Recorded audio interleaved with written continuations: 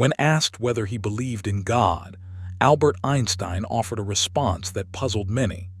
"I believe in Spinoza's God who reveals himself in the orderly harmony of what exists."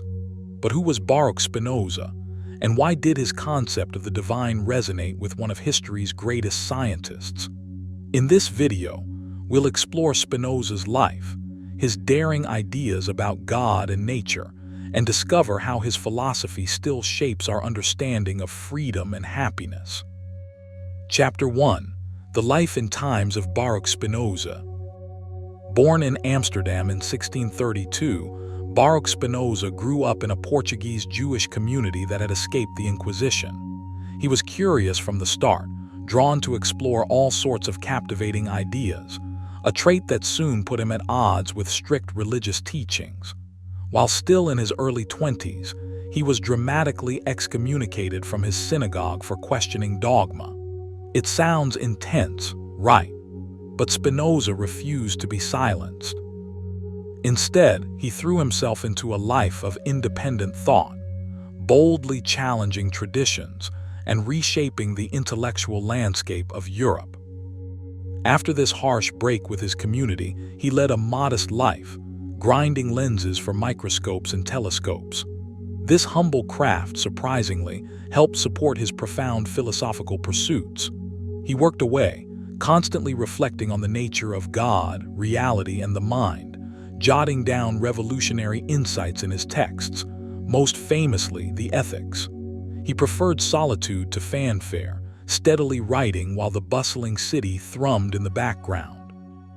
His outlook attracted both allies and enemies, sparking impassioned debates among the big thinkers of his era. By the time he passed away in 1677, Spinoza had built a legacy as a visionary who dared to question everything. His words still kindle imaginations, inviting us to probe life's deepest mysteries. Chapter 2. Spinoza's Radical Vision of God and Nature. Spinoza basically flipped everybody's traditional notion of God upside down. Instead of a distant creator who hands down laws from on high, he envisioned a divine presence that's inseparable from the natural world. If you're used to hearing about miracles and thunderbolts, Spinoza's take can be pretty jarring. He insisted that everything, trees, galaxies, your own thoughts, is part of a single, boundless substance he called God or nature. It's all one reality, one infinite tapestry woven out of the same cosmic thread. That means you don't have some all-powerful figure sitting outside the universe, deciding who wins the lottery or where lightning strikes. For Spinoza, God is the universe, period. He saw a harmony in nature's laws that, to him, was nothing short of divine. This radical stance rattled a whole lot of people, both back then and even now. Some couldn't wrap their heads around the idea that if everything is one, maybe those lines we draw between spiritual and material are totally arbitrary. His approach feels strangely modern, maybe because he was so focused on reason and empirical discovery. He believed in a kind of cosmic order, a set of rules that govern every atom, flower, planet, and person. It's like looking at the world through a scientific lens, yet still calling it sacred. Einstein found inspiration here, famously declaring he believed in Spinoza's God rather than a personal deity who meddles in human affairs. In other words, Spinoza blurred the boundaries between creator and creation until they practically vanished. Whether you find that comforting or unsettling probably depends on your own beliefs. But one thing, for sure, his vision was daring. By merging God and nature into a single, all-encompassing reality, Spinoza opened doors for a brand new conversation about faith, science, and what it means to live in harmony with the cosmos. Chapter 3. The Ethics of Freedom and Happiness. Spinoza's approach to freedom might sound surprisingly modern, even though he wrote centuries ago.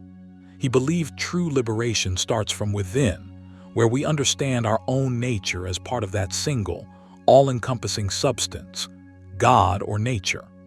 Once we grasp that everything unfolds by necessity, We realize our feelings of frustration or envy can be tamed with self-awareness. Sounds a bit like a meditation guide, doesn't it? But here's the kicker. Spinoza doesn't think we have free will in the usual sense. Instead, he says we're most free when we're aligned with the inevitable flow of the universe. That might seem paradoxical at first. How can you be free if everything's already determined by natural laws? Well, for Spinoza, understanding those laws actually helps you ride the wave, so to speak. He argued that as you gain knowledge, especially knowledge of yourself, you can make wiser choices and reach a state he called blessedness. This state of blessedness is basically a deep sense of peace and happiness that arises when your mind harmonizes with reality. It's not about chasing momentary thrills or obsessing over external rewards. Spinoza said that genuine joy blossoms when we realize we're all part of the same cosmic tapestry. That recognition fosters empathy, kindness, and inner equilibrium, because it feels downright silly to hate or harm another being who's ultimately one with you in this grand puzzle of existence. Does that mean Spinoza was against having fun? Absolutely not. He wrote about the power of positive emotions and how they can boost our vitality, propelling us forward. The trick is recognizing the difference between fleeting pleasures that can chain us to our impulses and lasting joys that spring from understanding. In a sense, living ethically, according to Spinoza, means living joyfully, soaking in the awe and wonder of a universe that breathes through us all. Chapter 4. Influence on modern thought. Spinoza's fingerprints show up in corners of modern thought you'd never expect.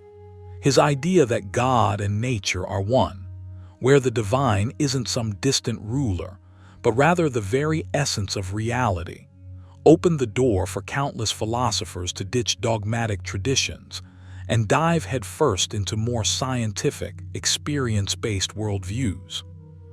It's as if he handed the Enlightenment a key to break free from medieval thinking, letting folks like John Locke, Pierre Bayle, and even the German idealists romp through unexplored intellectual territories.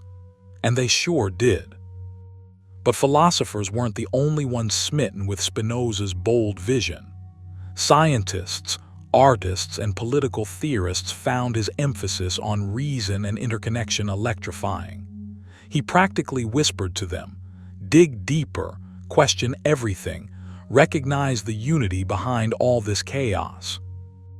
In politics, you can spot traces of Spinoza's influence on liberal democratic ideas, especially that push for freedom of thought and expression, concepts that still echo today in debates around censorship, individual rights, and the boundaries of government power. Then there's Einstein, who famously declared his admiration for Spinoza's concept of God. That's pretty huge, right? One of history's greatest minds championing a 17th-century lens grinder. But it makes sense if you think about it. Einstein was all about uncovering the hidden patterns that govern our universe, and Spinoza basically claimed those patterns are divine. In other words, he believed science and spirituality could kiss and make up. Let's not forget modern psychology, either.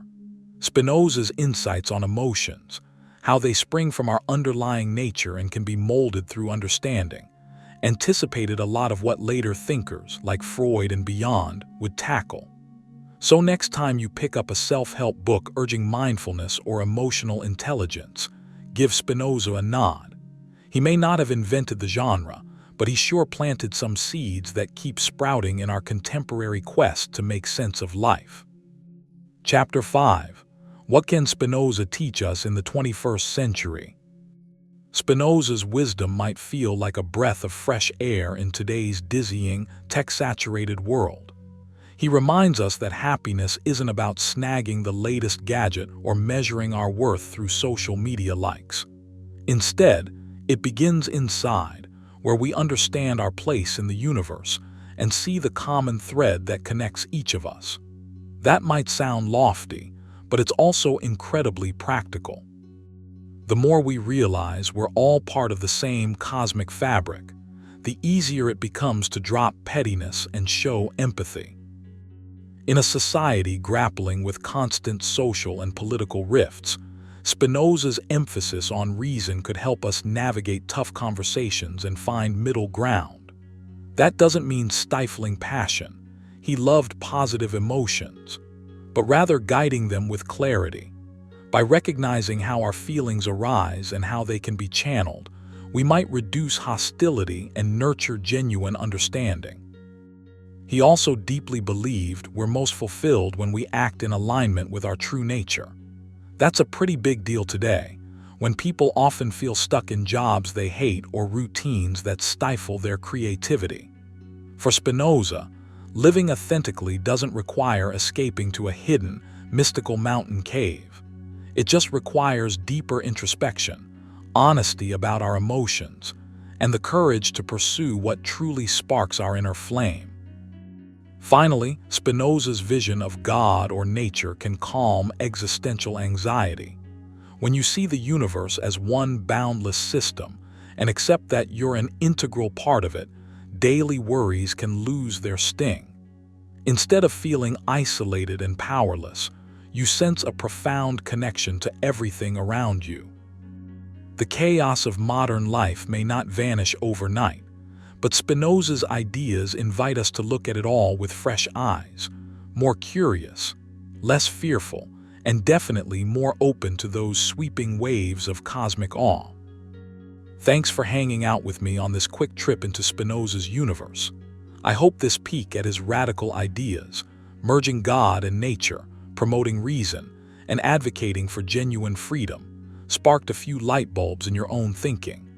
Spinoza may have been a 17th century lens grinder, but his insights still hit home in our hyperconnected, often hectic modern landscape. Maybe you'll find yourself pondering how we're all woven into one cosmic tapestry.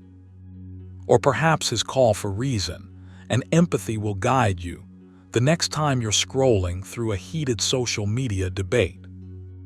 Either way, keep the conversation going. Drop your thoughts below, chat with friends, or dive deeper into the ethics if you really want your mind blown. Remember, the journey doesn't end here. It's only just beginning. Thanks again for watching, and I'll catch you next time.